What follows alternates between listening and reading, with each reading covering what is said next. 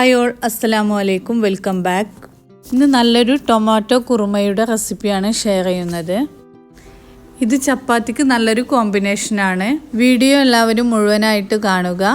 Channel subscribe ചെയ്യാതെ കാണുന്നവരാണെങ്കിൽ ഒന്ന് സബ്സ്ക്രൈബ് ചെയ്ത് സപ്പോർട്ട് ചെയ്യുക. കുറുമ ഉണ്ടാക്കുന്നത് എങ്ങനെയെന്ന് നമുക്ക് നോക്കാം.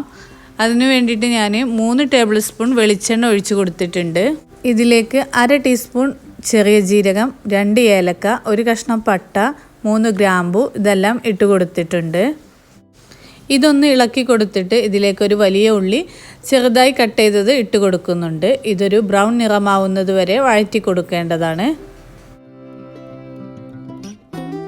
ഇനി ഇതിലേക്ക് 1 ടീസ്പൂൺ ഇഞ്ചി വെളുത്തുള്ളി ചതച്ചതും 2 തണ്ട് കറിവേപ്പിലയും കൂടെ ഇട്ട് കൊടുക്കുന്നുണ്ട്.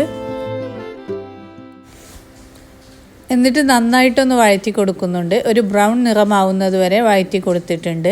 ഇനി ഇതിലേക്ക് 5 മീഡിയം സൈസിലുള്ള തക്കാളി ചേർത്ത് കൊടുക്കുകയാണ്. തക്കാളി ഒന്ന് നന്നായിട്ട് ഇളക്കി കൊടുത്ത് വേവിച്ചെടുക്കുകയാണ്. തക്കാളി നന്നായിട്ട് വെന്തതിന് ശേഷം ഇതിലേക്ക് പൊടികൾ ചേർത്ത് കൊടുക്കുകയാണ്. 1 ടീസ്പൂൺ ഉപ്പ്, 1/2 ടീസ്പൂൺ മഞ്ഞൾപ്പൊടി, 2 ടീസ്പൂൺ മുളക് പൊടി, 2.5 ടീസ്പൂൺ മല്ലിപ്പൊടിയും കൂടി ചേർത്ത് കൊടുത്തിട്ടുണ്ട്. ഇതിൻ്റെ റോസ് സ്മെൽ മാറുന്നത് വരെ ഒന്ന് നന്നായിട്ട് വഴറ്റി കൊടുത്തിട്ടുണ്ട്.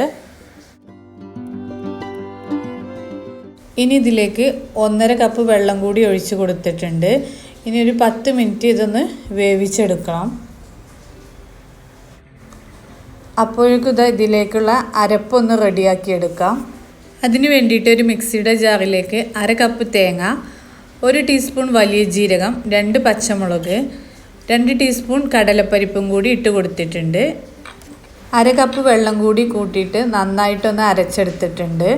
അപ്പോഴേക്കും തക്കാളി നന്നായിട്ട് വെന്ത് കിട്ടിയിട്ടുണ്ട്. ഇനി ഈ അരപ്പ് ഇതിലേക്കൊന്ന് ഒഴിച്ചു കൊടുക്കുകയാണ്.